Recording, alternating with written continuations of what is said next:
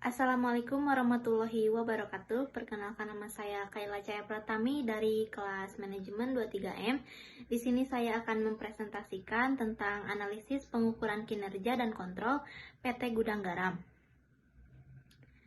Yang pertama ada latar belakang. PT Gudang Garam Tbk adalah salah satu perusahaan rokok terkemuka di Indonesia. PT Gudang Garam didirikan pada 26 Juni 1958 oleh Surya Wono Wijojo di Kediri, Jawa Timur, Indonesia. Awalnya, perusahaan ini memproduksi rokok kretek tangan secara tradisional. Seiring berjalannya waktu, Gudang Garam mengalami pertumbuhan pesat. Mereka berhasil mengembangkan berbagai produk rokok dan meraih popularitas di pasar domestik. Yang kedua ada visi misi PT Gudang Garam.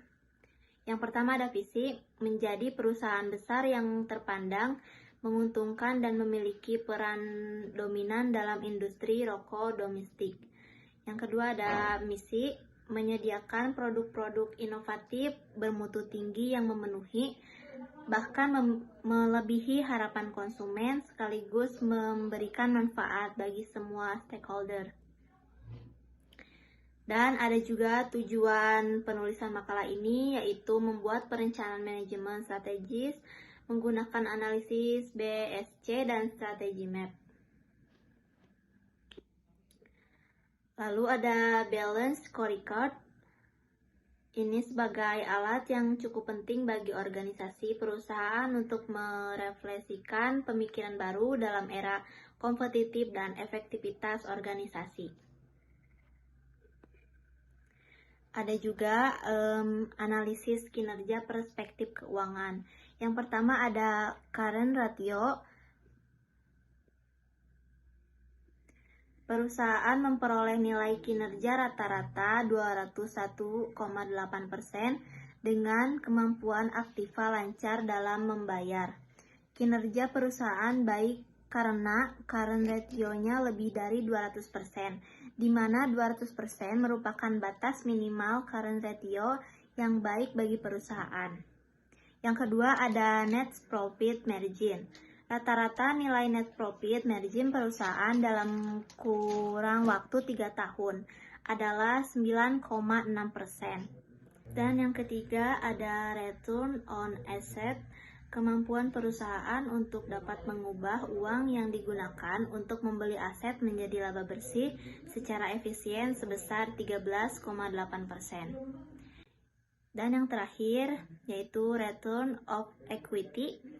Tingkat return of equity perusahaan menurun dari tahun 2017 ke tahun 2018, kemudian meningkat pada tahun 2019.